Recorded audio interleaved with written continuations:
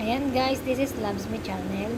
For this video, magagawa po tayo ng sheheria or parang kamukha siya ng bihon sa Pilipinas. Ayan, ang una niyang ginawa ay para siyang isasangag yan. Walang mantika, basta sasangag siya. Pag nagkulay brown na siya, ay bubuhusan mo na siya ng tubig na mainit din yung ibuhos mo. Ayan, kita nyo, kumukulo-kulo siya at ang lakas ng kulo niya kaya lumalayo ako.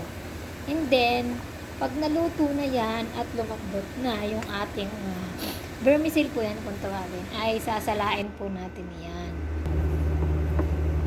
Ayan, sasalain natin siya and then, pagkatapos nating salain, ibabalik natin yan uli doon sa kaldero na ating pinaglutuan.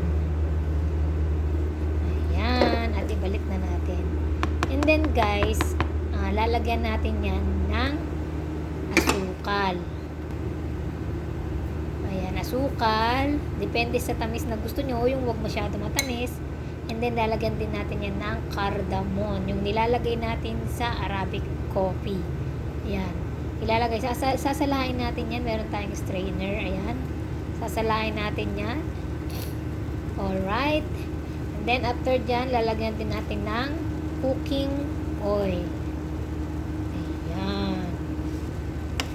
After haluin natin mabuti hanggang sa yung ating mga inilagay na sangkap ay matunaw at maghalo-halo sa ating vermicelli o parang bihon yan sa atin sa Pilipinas.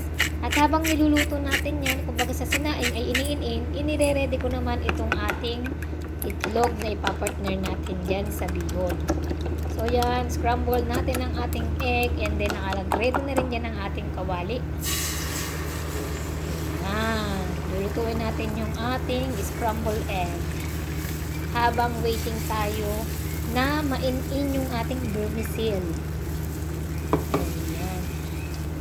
Ito po ay parang style bihon yung pagkaluto niya pero bihon ng Saudi style. Hindi katulad ng bihon natin sa Pilipinas. So, ayan, matamis po siya na may konting parang lasang mint dahil dun sa ating cardamom na nilalagay natin sa Arabic coffee. At yung egg na ating niluto ay ilalagay natin yung topping sa ibabaw. So, manamis-namis at maalat-alat. So, perfect combination.